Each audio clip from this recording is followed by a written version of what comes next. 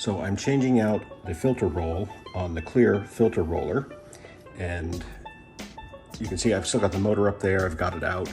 I'm putting the new roll in. The old one's already out, and I've got to put this all back together, which I'm going to do.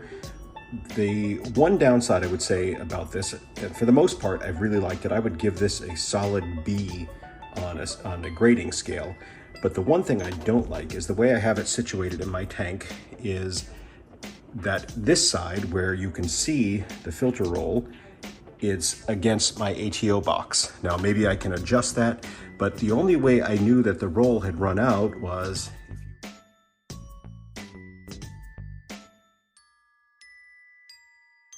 that's a little frustrating.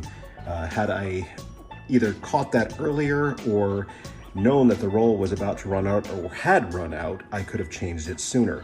But right now I'm going to work on getting this switched over and back in, and hopefully I can get that cleaned up in a later time, and we'll get that all back to normal. What I have done is I cut the end off. It's taped on, so you can, I don't know if you can see it in the video, but there's a piece of tape that they put across here to tape it onto the other side of the spool. I simply clip that into a point so it makes it a little bit easier to work. It doesn't have to be done that way. I just find it works a little bit easier that way. And then when you're ready, it just makes it so much smoother at the end. So I've got this together. I'm going to slide on the pieces again. I'm probably making a mess here because I'm paying attention more to the video than the roller. I'm probably making it look a little bit harder than it actually is. It's not as bad as what it seems here. Put that in. I've misplaced the screw just for a moment. There's a nylon screw that goes in the bottom that holds this piece, the guard, into place. And I'm going to tip this up now.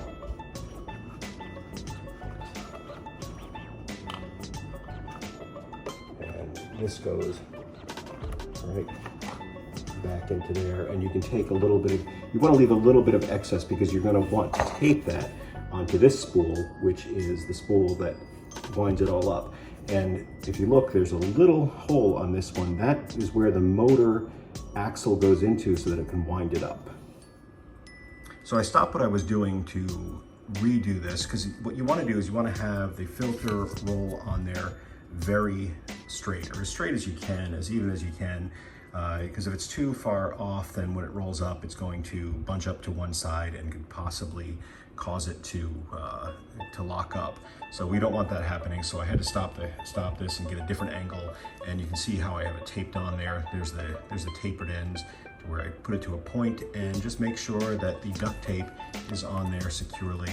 And you're still, even with the duct tape, you're going to want to roll it a couple times around that. So as you can see, I don't have a lot of room in the stand to fit this in, but as you can see here as well, that this just tips up and it folds over so that you can get the bottom part in and then move it right into place, and then you lift it right back up so it's once again vertical. I'm looking at my sump, just trying to decide whether or not I can have it a different angle so that I can see this window here, and I'm going to give that a shot. All right, so I've got the camera mounted kind of a little precariously, but I'm gonna give this a shot in here. I'm gonna see if I can get this mounted properly in here. And I wanna be careful with my dosing pumps, which are going to be hooked up hopefully today. I'm gonna put this in, and I just knocked over one of the spools, but that's okay. I'll get that fixed up in a minute. And as you can see, it's in. We're going to pull this up so I can grab that spool, which I just got in the water. And another reason why you don't really want to use the packing tape, because that is going to get wet and just come right off. So I'm going to work on this, get this back up. There we go. I made a little bit of a mess here. This is maybe one of the downsides, I'd say, is to one of these type filter rollers. I'm sure there's other ones out there that are maybe a little better designed in different ways, but this is what I can fit in my tank, and to be honest, it's a pretty good design. All right, so now I'm gonna put the motor on. Now, I'm trying to keep it in frame for the camera. I don't know if I'm getting this properly, so I'm going to move this up a little bit. Help if I have the motor facing the right way. I have it upside down at the moment, so you want that to actually fit in.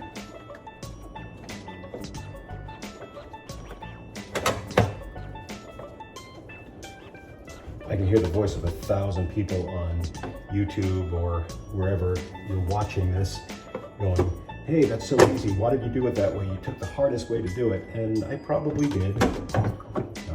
And now I have the sensor to put on, which again, I probably should have done beforehand, but for the sake of the video, I'm doing it this way. And I'm gonna see if I have enough to turn it. I may not have enough wire.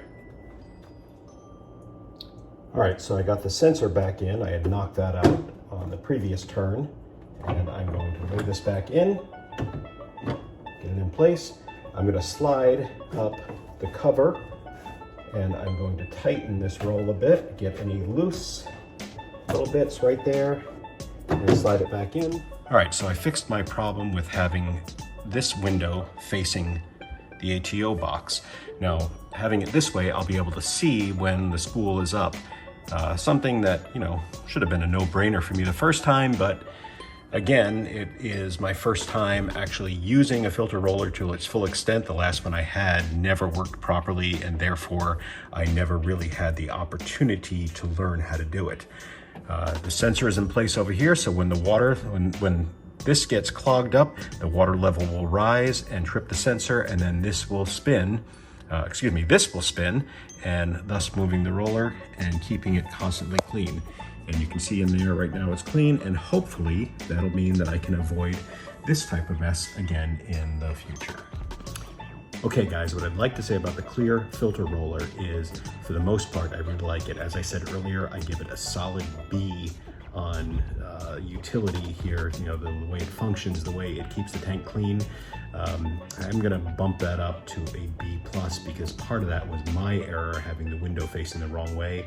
Now that I have it facing the right way, I'm sure right now that it will work better. That being said, there's still a little bit of difficulties, a little bit work getting the roller changed out. I had to make sure I had towels on the floor, keep it, because you're pulling it out of the wet sump and it's getting water all over the place. It takes a little bit of time.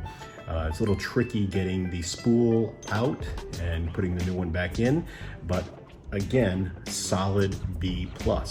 Now, outside of my own personal issues and the issues about changing the sock, I would say that it is a solid choice for you. If you are looking for a filter sock roller, I would seriously consider the Klir filter roller. It, in my book, is a great one. Now, that being said, I haven't tried any of the other rollers, but for my application, the room that I had, the way I had to put it in, this was the only thing that was gonna work for me.